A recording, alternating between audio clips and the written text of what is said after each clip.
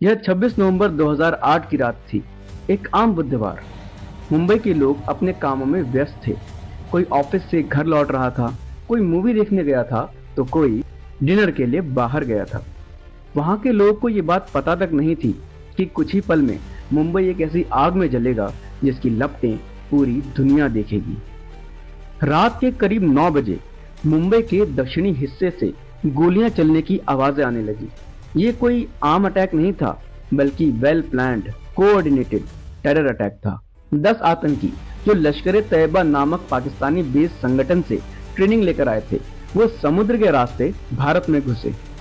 उन्होंने कुबेर नाम की एक फिशिंग बोट को हाईजैक किया और शाम को वो कोलाबा के पास 26 नवंबर को उतरे। जैसे ही उन लोगों ने मुंबई की जमीन पर कदम रखा, वे लोग 5 लोगों की टीम में बढ़ गए और उनके सबके अपने टारगेट निर्धारित थे। इन टारगेट्स में शामिल थे लियोपोल्ड कैफे, जहां विदेशी और लोकल लोग शामें बिताते थे, CST छत्रपति शिवाजी टर्मिनस भीड़ भरा railway station, Taj Mahal palace hotel, Oberoi hotel और नरीमन हाउस, जहां यहूदी समुदाय का एक रिलीजियस सेंटर था। इन जगहों को चुना गया क्योंकि इन जगहों में भीड़, विदेशी टूरिस्ट और मीडिया अटेंशन सबसे ज्यादा थी। मकसद सिर्फ हमला करना नहीं था, बल्कि भय का माहौल पैदा करना था और इसी के साथ साथ पूरी दुनिया को इस अटैक से हिलाना था। पहले कुछ घंटे ऐसे गुजरे जैसे मानो किसी ने शहर के ऊपर डर की चादर डाल दी हो। ये कुछ टाइमलाइन है उन शुरुआती घंटों की। रात 9:20 पर लियोपोल्ड कैफे पर हमला हुआ। 2 आतंकी अंदर घुसे, बिना कुछ कहे फायरिंग शुरू कर दी। कई लोगों की मौके पर ही मौत हो गई। रात 9:30 पर CST स्टेशन पर मास शूटिंग हुई। प्लेटफॉर्म पर सैकड़ों यात्री, परिवार, बच्चे, ऑफिस गोअर। अजमल कसाब और उसका साथी इस्माइल खान ने AK-47 से अंधाधुंध फायर किया और ग्रेनेड्स फेंक 15 मिनट में ही 58 से ज्यादा लोग मारे गए और 100 से अधिक लोग घायल हो गए। रात 10 बजे कामा हॉस्पिटल के पास पुलिस और आतंकियों की मुठभेड़ हुई। वहीं से शहर में गोलियों और सायरनों की आवाज फैल गई। इन शुरुआती घंटों में पुलिस और लोकल के लोग ही फर्स्ट रिस्पॉन्डर थे। Fire brigade, taxi driver, hotel staff, हर कोई किसी न किसी को बचाने की कोशिश में लगा हुआ था। जब गोलियां चल रही थी तो सबसे पहले मौके पर जो पहुंचे वो थी मुंबई पुलिस। ना उनके पास हैवी वेपन्स थे और ना ही बुलेट प्रूफ गियर, फिर भी लोगों को बचाने के लिए उन्होंने अपने जान की बाजी लगा दी। उनमें से 3 नाम आज भी हर भारतीय के दिल में अंकित है: हेमंत करकरे, अशोक कामटे और विजय सालस्कर।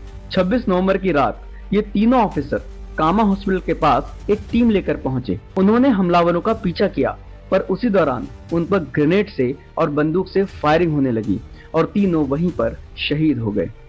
उनकी शहादत ने पूरे देश को झंझोड़ के रख दिया। उस वक्त पर कोई भी टेक्निकल सपोर्ट या बैकअप नहीं था। उनके पास था तो उनकी हिम्मत और ड्यूटी करने की भावना। और फिर एक और नाम, तुकाराम ओमले। तुकाराम ओमले जो कि मरीन ड्राइव पर एक चेकपोस्ट पर तैनात थे। जब अजमल कसाब और उसका साथी इस्माइल खान CST से भागे, तब तुकाराम ओमले ने अपने निहत्थे हाथों से उन दोनों को पकड़ा। कसाब ने लगातार फायरिंग करी, लेकिन तुकाराम ओमले ने अपने हाथों से उसको काबू किया। वो खुद शहीद हो गए, लेकिन उन्हें कसाब को जिंदा पकड़ा। यही गिरफ्तारी आगे चलकर 26/11 की पूरी प्लानिंग को खोलने की चाबी बनी। उस रात में सिर्फ पुलिस ने ही नहीं, बल्कि आम लोगों ने भी अपनी बहादुरी का परिचय दिया। लोगों को बचाने के लिए उन्होंने अपनी जान की बाजी लगा दी। लियोपोल्ड कैफे में कुछ वेटरों ने ग्राहकों को पीछे के दरवाजे से निकाला और दरवाजे बंद कर दिए। ताज होटल के कर्मचारियों ने मेहमानों को सेफ्टी एरिया तक पहुंचाया और खुद गोलियों के बीच फंसे रहे। कई लोग छत पर घंटों छिपे रहे। बिजली गई थी, आसमान में सिर्फ आग की लपटें थी। ये छोटे छोटे एक्ट्स ऑफ ब्रेवरी उस रात जिंदगी और मौत के बीच का फर्क बनी। 26/11 ये सिर्फ एक टेरर इंसिडेंट नहीं था, यह भारत पर होने वाला एक अर्बन वॉरफेयर अटैक था। आतंकी समुद्र के रास्ते से आए थे, ऐसा पहली बार हुआ था। उन्होंने अपने टारगेट्स ऐसे चुने जहां फॉरेन मीडिया और टूरिस्ट का अटेंशन सबसे ज्यादा था। हर टीम के पास सैटेलाइट फोन्स, GPS डिवाइस और एक अच्छी प्लानिंग थी। यह ऑपरेशन कम से कम 3 महीने पहले से ही प्रिपेयर किया गया था। उनका ऑब्जेक्टिव था इंडिया को इंटरनेशनल स्पॉटलाइट में लाना और मैक्सिमम फियर क्रिएट करना, और उन्होंने ये हासिल भी किया। सिर्फ कुछ ही घंटों में मुंबई इंटरनेशनल हेडलाइन बन गई। CNN, BBC, अल जजीरा, हर चैनल पर लाइव इमेजेस थी। ये हमला मॉडर्न वॉरफेयर का सबसे डार्क एग्जाम्पल था, जहां सोशल मीडिया और टेलीविजन ने दोनों ने लाइव वॉर को दुनिया तक पहुंचाया। उस रात भारत के कई हीरो खो गए। कुल 166 लोग मारे गए, जिसमें से 18 सुरक्षा कर्मी थे। 300 से ज्यादा लोग घायल हुए। लेकिन उस रात भारत ने एक बड़ी सीख ली कि टेरर के खिलाफ सिर्फ हथियार से नहीं, बल्कि डिसिप्लिन और कोऑर्डिनेशन के साथ लड़ना पड़ता है। यह सीख बाद में NSG और NIA की role expansion, coastal security programs और सिटी सर्वेलेंस सिस्टम में दिखी। पहली रात की गोलियां थम चुकी थी, लेकिन मुंबई की कसौटी अभी बाकी थी। ताज, ओबरॉय और नरीमन हाउस में सैकड़ों लोग फंसे हुए थे, और अगले 60 घंटों में भारत के साहस और रणनीति की परीक्षा थी।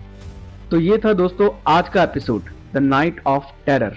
अगले एपिसोड में हम ले चलेंगे आपको उस घेराबंदी के बीच में जहां NSG कमांडो ने अपने शौर्य, पराक्रम और बलिदान का परिचय दिया। और अगले भाग में आप देखेंगे द सीज ऑफ मुंबई। अगर आप अगला एपिसोड देखना चाहते हैं तो इस चैनल को सब्सक्राइब कर लें, वीडियो को शेयर करें ताकि हर भारतीय तक ये खबर पहुंच जाए। मिलते हैं आपसे अगले वीडियो में। मेरा नाम है अजय और आप देख रहे हैं द एरा ऑफ क्रॉनिकल्स। जय हिंद।